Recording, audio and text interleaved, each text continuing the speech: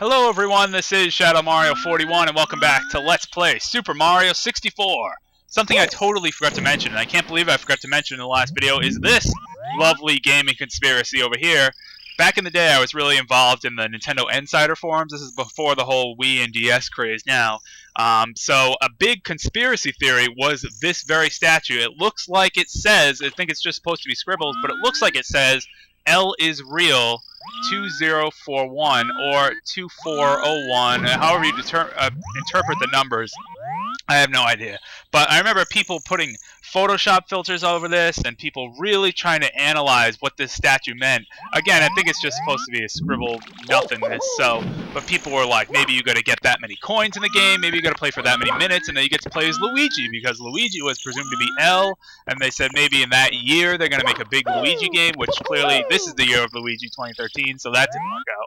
But anyway, it's just an interesting gaming conspiracy, and that same texture actually appears in the Shadow Temple of Ocarina of Time on a certain wall, which is kind of cool, and everyone was like, oh my god, it's the same thing, it's the conspiracy, but it's really just nothing. But, fun to think about anyway. Let's not ruin people's creativity, let's not damper their spirits. And let's do Big Boo's balcony, which is actually not that hard, but I have to say, this is one that stumped me as a kid. For a long time, Big Boo's haunt was only completed up to this point, and I could never complete more than this. For a long time, too, because I could never figure out how to get up to the balcony, you know? I mean, Big Boo's just sitting up there, you can see him up there outside, but the way you get up there is actually this little ledge. If you look up, you can see an entrance to a third floor of the ghost house. And what you do is you actually need to do kind of a sideways little wall kick like this, and get up there, just like that. So that took me forever to figure out as a kid, and I remember when I finally figured it out, I was like, wow, this is a whole new area to explore, a whole new thing. We got a blue switch up here with some coins, so this was just really cool for me to figure out. I didn't know about this for the longest time, so this was probably like when I was 12, I went back to play this game and get, you know, all the power stars that I missed, because I was like, well, I first played this when I was 6 going into 7, and now that I'm older, I should be able to figure out some of the power stars that I don't have, and I figured this out, and it was a good day. It was a good day. Anyway, you do have to fight Big Boo like 3 times this level, but at least this one's interesting, because you fight him on this little balcony. If you fall off, you do have to reset the whole fight, which is kind of annoying. And the star appears on the roof, which is awesome, because you get on the roof by long jumping way over here, and then long jump, or you don't have to long jump, I guess you can just slide and slide back up way over there. You can't long jump if you want though, but that works just as well. And there's another power star.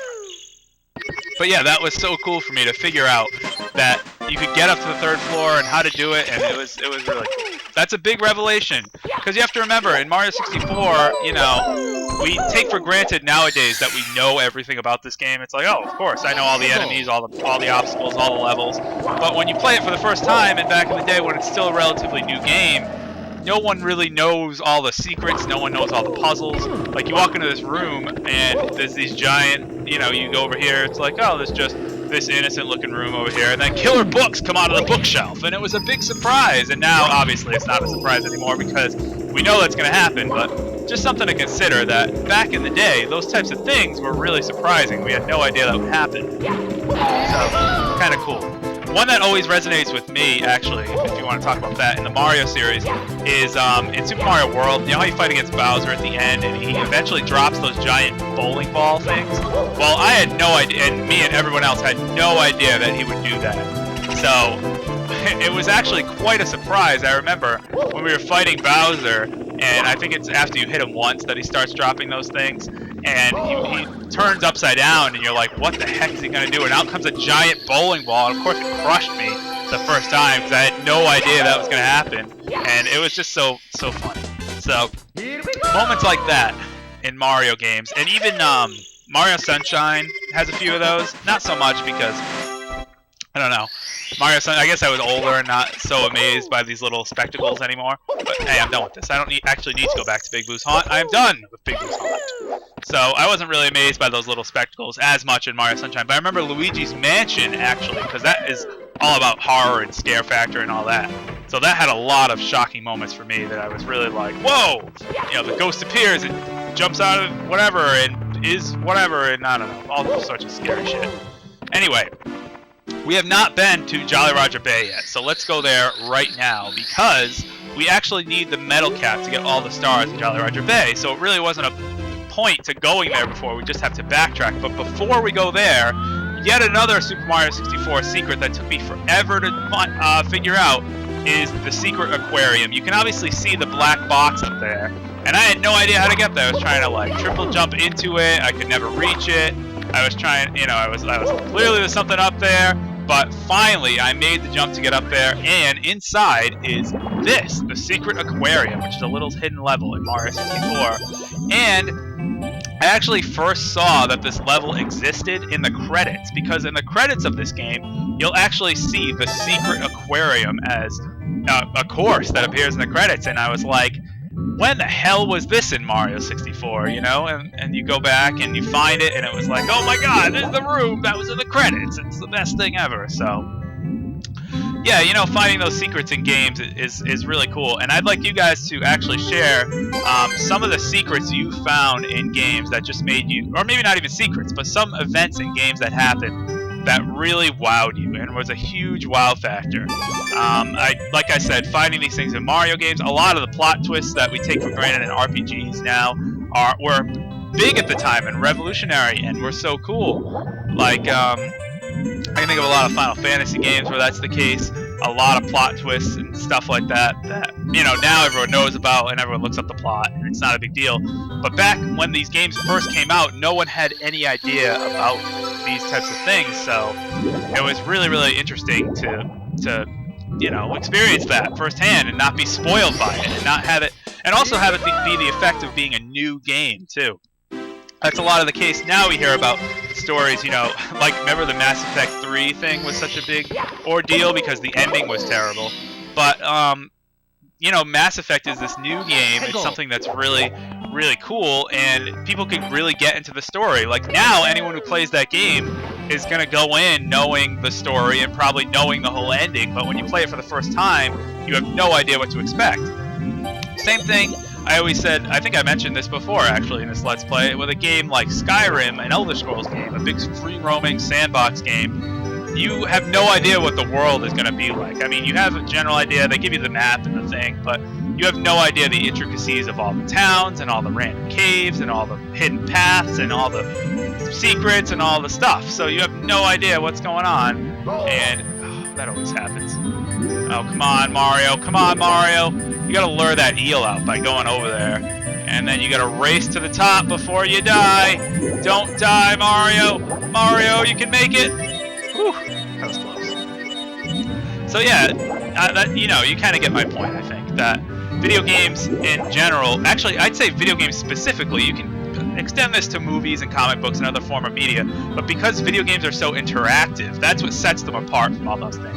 In a movie, in a comic book, in any other thing, the storyline is fixed. In a video game, the storyline is, I mean, it's fixed, but you interact with the storyline and you can influence things that happen in the game. And that's what really sets video games as a media form apart from a lot of other things. But in any case, I was just wowed by finding all the secrets in Mario 64, by finding, like I said, by plot twists in certain games like Final Fantasy, by, oh, I don't remember the combination for these chests. Is it this one first? No.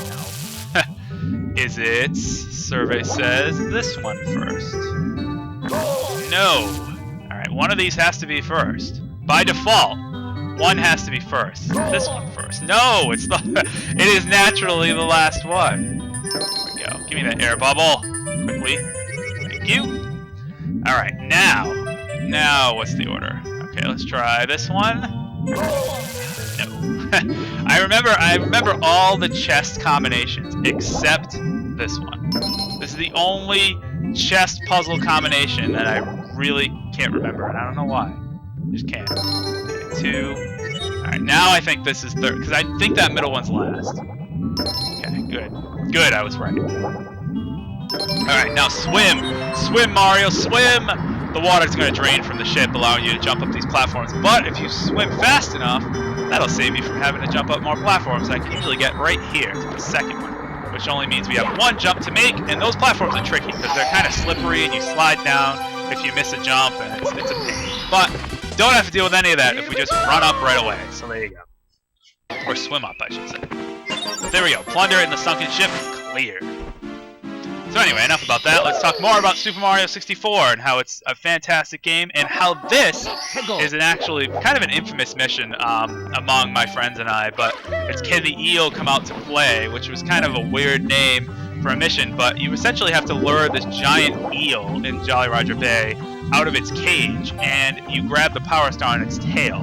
It's so weird. I don't know who thought of having a giant eel, a ferocious giant eel in this game, but it's awesome, so who cares?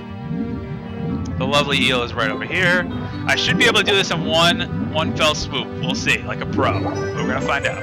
So if you go over here, the eel will be all like, "Raw! I'm a giant eel for no reason. I don't know why I'm in this game." And he's gonna slither his way out of the little cage, and on his tail, you should be able to intercept. Nope. Intercept a power star. No! Ouch! I just swam into him and died. Oh, that's so depressing. Oh, I should have been able to intercept that power star right there. Oh well. Let's try it again. So this is a fun mission. I don't know why it was ever called Can the Eel Come Out to Play. I thought that was such a weird name. But whatever. Let's swim back under here again. Come on, Mario, swim. Swim. There's a lot of swimming. We've had a lot of underwater, actually, recently in Mario 64, because I totally skipped this level at the start. Like I said, because you need a metal cap. To get that power star specifically, the one down there, you need a metal cap. So I decided, you know what, I'm not even going to bother with this. That's what I usually do. Like I said, I'm not going to baby you in this Let's Play. I'm not going to be like, well, here's course 1, star 1, and course 1, star 2, and then course 2, star 1. You know, it's just gonna play the game like it was meant to be played, just like a pro. There we go. That's how it's supposed to be done. That's how it's supposed to be done. You can actually kind of cheat over there and use a little graphical clipping in the wall there to see when the star is about to come out and intercept it right there. So that's pretty cool. All right.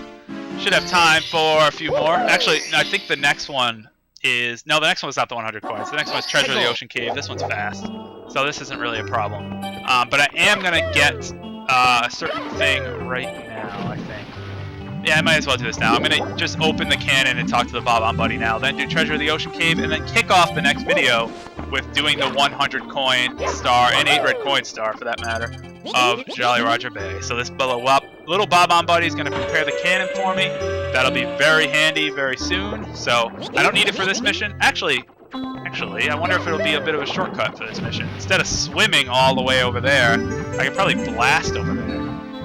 And that would be fine. That'll save a lot of time. Actually, you know what? I'm trying to think of all different missions I can do right now. But yeah, I might as well see if I can take a little shortcut. And instead of swim, I don't know how much time that actually shaved, but will probably save me a little bit anyway. Swim over here. Swim this way and shoot this way and not swim all the way over there, because swimming is slow. And I don't know about you, but I get impatient when it comes to swimming in video games. I get impatient when it comes to a lot of things, but especially in video games, long swimming segments where you literally just have to swim through a giant tunnel and it takes forever. Yeah, I get kind of impatient with that. So, anyway. Oh, right. Right, that happens. Alright, so just so we don't have to worry about giant falling columns, let's grab the metal cap, which is conveniently sitting over here. I think for that very reason, so we don't have to worry about giant pillars. Go ahead, come at me, pillar. Haha, you can knock me down, but I get right back up again. You're never gonna keep me down. Let's see the combo. 1, 2, 3, and 4. Alright, and we get a power star. Yet another one. Oh, great. Awesome. So that's what? 70 now? 70 power stars on the nose. That's pretty awesome. Treasure of the Ocean Cave done. I think I'm going to do one more power star on Jolly Roger Bay because it's a fast... Oh, that's right. I found 70 power stars, so now I can actually go to the last level of the game and beat the game if I wanted to right now. But no, I'm a completionist. I love getting all the stars in Mario 64 because I can actually get them. I'm not going to do the red coin mission now, but what I'm actually going to do is star number 5, which is Blast of the Stone Pillar, because that uses the cannon and it's really fast. It takes Literally 2 seconds. So we go in the cannon, and we have to aim at this giant pillar and shoot towards it, and then we grab onto it, and then there's a little platform over there with a box, and guess what's inside the old box? It's a Power Star! Nice! Alright, well I guess that about does it for this episode of Super Mario 64. This is ShadowMario41. I hope you enjoyed it. We made some pretty good progress in this video. In the next video, we're going to get the 100 coin star of Jolly Roger Bay, finish up Jolly Roger Bay, and then proceed upstairs in Princess Peach's castle for some more fun and for some of my favorite levels. So it should be a lot of fun. See you guys then. Ciao.